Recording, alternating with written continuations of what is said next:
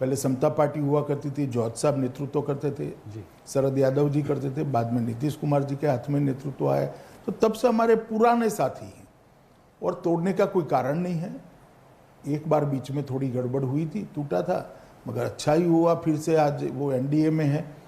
तो सिर्फ विस्तार के लिए अकेला लड़ना वो ठीक नहीं है, गठबंधन का एक धर्म होता है, तो हमने धर्म को निभाया है और हम चाहते हैं कि नीतीश कुमार जी के नेतृत्व में जो विकास हुआ है 15 सालों में वो बरकरार रहे।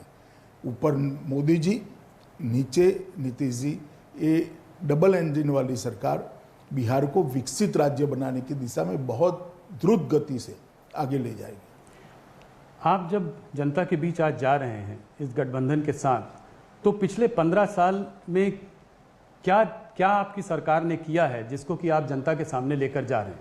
ये 15 बनाम 15 जो आप 15 साल अपने और 15 साल लालू जी के कंपेयर करने की कोशिश कर रहे हैं, इसमें आप क्या बोल रहे हैं जनता को? सिर्फ इतना ही नहीं है जी, आप बिहार के 15 साल लालू जी के और 15 साल नीतीश जी के कंपेयर करना है तो मैं अभी कर देता हूँ, मगर इसके साथ साथ केंद्र में श्री नरेंद्र मोदी जी की सरकार बनने के बाद 10 साल भी नहीं हुए, 6 साल समाप्त हुए।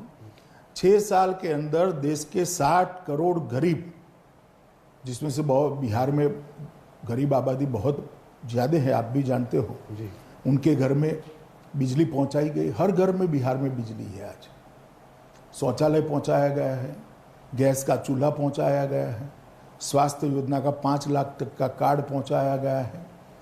ढेर सारी सुविधाएं उनको देने का काम भारतीय जनता पार्टी की सरकार ने किया है। एक प्रकार से गरीबों को नारे की जगह एम्पावर करने का काम श्री नरेंद्र मोदी जी ने किया है। 1,25,000 करोड़ का पैकेज दिया था, दुर्भाग्य से हम चुनाव हार गए। सब मानते थे अब पैकेज का क्या होगा, हम पाई पाई का हिसाब दे सकने की स्थिति में है। 1,25,000 करोड़ के पैकेज को बिहार की जनता के लिए जस का तस हमने जमीन पर उतारा है। चाहे इंफ्रास्ट्रक्चर की बात हो, चाहे रेल की बात हो, चाहे पेट्रोलियम की बात हो, चाहे बिजली की बात हो, चाहे गंगा पर बड़े बड़े पुल बनाने हो, चाहे कारखाने खाद के बनाने हो, चाहे कृषि विकास के लिए इंफ्रास्ट्रक्चर खड़ा होना, हर क्षेत्र के अंदर 1,25,000 करोड़ ने अपना काम किया है। और बिहार को अतिरिक्त राशि भी दी गई है। और साथ में साथ नीतीश कुमार जी की सरकार ने भी ये 15 साल में बहुत तेजी से विकास किया है। मैं थोड़े आंकड़े आपको देना चाहता हूँ। जब लालू जी के 15 साल थे तब विकास दर, औसत विकास दर 3.16 थी और आज 11.20 है। आप समझ सकते हो Bihar one of the fastest growing economies है जी। और फास्टेस्ट ग्रोइंग इकोनॉमी किसके राज्य में बनी? तो एनडीए के राज्य में। जहाँ तक बजट का सवाल है, 23,000 करोड़ का बजट था, आज 2,23,000 करोड़ का बजट है। बजट में 2 लाख करोड़ की बढ़ोतरी बिहार जैसे राज्य जहाँ रेवेन्यू कम होती है वहाँ पर हुआ है। इसी प्रकार से एग्रीकल्चर ग्रोथ रेट में 5% की वृद्धि है। व्यक्तिगत आय में भी वृद्धि हुई है। लगभग 18% लोगों के घर में बिजली थी, आज 100% घरों में बिजली हुई। पक्की सड़कें 37% थी, आज 80% पक्की सड़कें बन चुकी हैं। ये बताता है कि बिहार के अंदर विकास हुआ है। बिहार की जनता ने आज़ादी के बाद पहली बार एनडीए में नरेंद्र मोदी और नीतीश कुमार के नेतृत्व में विकास को पहचाना है और उनको भी लगा है कि हाँ, बिहार का भी विकास हो सकता है। गंगा का पुल बनाने की बात लीजिए, 50 के दशक के बाद आज पहली बार बन रहे हैं और एक नहीं, 2-2, 3-3 पुल बन रहे हैं। फर्टिलाइजर के कारखाने बन रहे हैं। चौतरफा विकास का एक वातावरण बिहार के अंदर बना है और इसका फायदा निश्चित हमसे होगा।